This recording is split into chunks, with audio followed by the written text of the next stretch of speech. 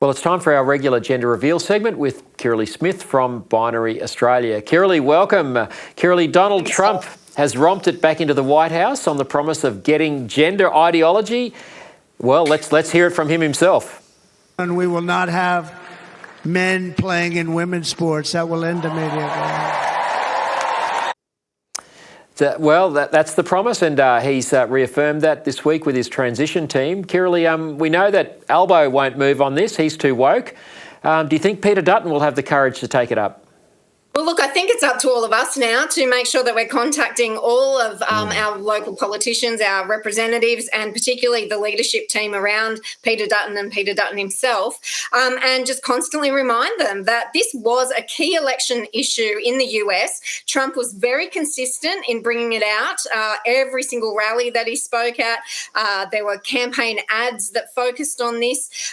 His team around him were consistent. And so it really is a no-brainer. Like, the Australian politicians only have to address 2 or 3 issues in this country, that being one of them, and they will definitely defeat Labor and the woke Teals and Greens and everyone else who is about this absurd nonsense that someone can change their sex, or that men should have the right to dominate women in their spaces, services and sports. Yeah, you're absolutely right, Kirralie.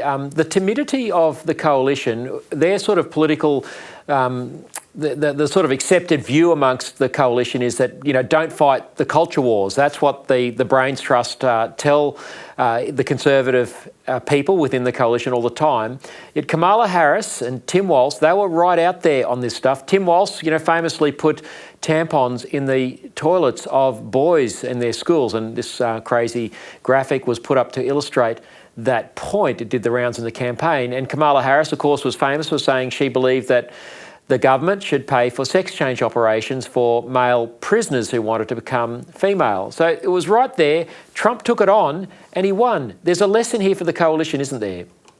Oh, absolutely. And he won convincingly. This was not a narrow lead or a narrow victory. This was a resounding victory.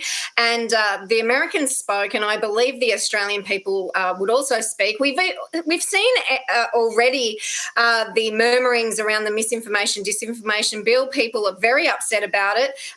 Thousands of submissions were made to the inquiry, ignored by Labor.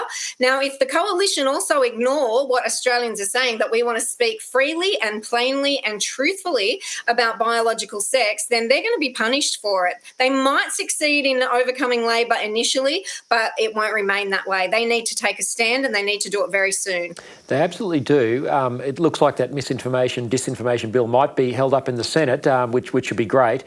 But just before we leave the US, people will also remember Biden's pick as health secretary, the biological man, Rachel Levine. And I've got a picture of him, which we'll put up on the screen, with the White House press secretary, White House press spokesperson, Karine Jean-Pierre, the black lesbian. She's very proud of her identity. People won't be sad to see the back of these sort of people now that the Biden administration has been swept away. Is this sort of like a metaphor for perhaps, you know, this woke LGBTIQA plus agenda being consigned to the dustbin of history, do you think? Look, it's getting closer and closer every day. Every time Rachel Levine was, you know, paraded out in public or his photo was shown, it was just a major exercise in gaslighting, but it also worked to pique and wake up a lot of people to the nonsense that this ideology wants us to accept that man as a woman, and particularly in his health portfolio was just an utter joke. So I think people are waking up. The more they put it in our faces, the more we realise this is nonsense.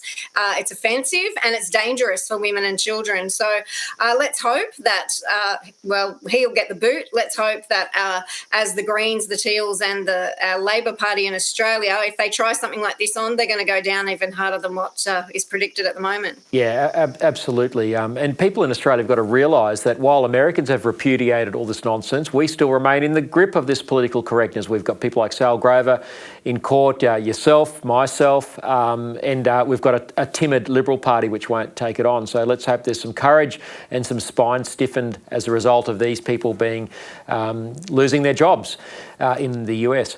Kirralie, you highlighted this week on the Binary blog another big story in the gender space that broke. Viewers will remember the male Algerian boxer Iman Khalif, who punched down on women at the Paris Olympics to win a gold medal. What's the latest development in terms of his status as a biological man? Look, a leaked report confirmed what we already know, that he has XY chromosomes, that he is male, he's got internal testes, no womb. Everything about him is male. He may have had a few question marks over female characteristics, but once he reached puberty, it was more than confirmed that he is male. And the IOC are doing nothing about taking off his medal from him. We all could see it. We all knew that he was male. We all knew that, again, the gaslighting going on, having him punch women violently in the face in the name of sport for the whole world to see, was an act in wokeness that was off the charts. But this has now been confirmed. He is male beyond any shadow of a doubt, and there's no consequences at this stage. It's really horrendous. The only consequence is that more and more people, again, are waking up and being outraged that a man is allowed to punch women in the name of sport. Yeah, well, good on you for highlighting that on the Binary blog, and people can go there for the latest of what's happening in this gender space. A good week for the cause, Kirralie, but I think, as you and I know, there's a long way to go, and courage is going to be the ingredient that will determine whether what's happened in the US translates here into Australia. Kirralie, keep up the fight. Thanks again for your time. Thank you so much for having me, Lar. Well, just before I go, some further evidence that the Trump factor is already having a positive effect on Australia, and that perhaps, just perhaps, we've hit peak woke. Last night, I landed in Sydney on a flight from Adelaide. I took several flights last week as I was travelling for work, and each of them ended with the cabin crew going through the motions of the acknowledgement of country, as if those of us on the plane did not have the same right as some of others in this nation.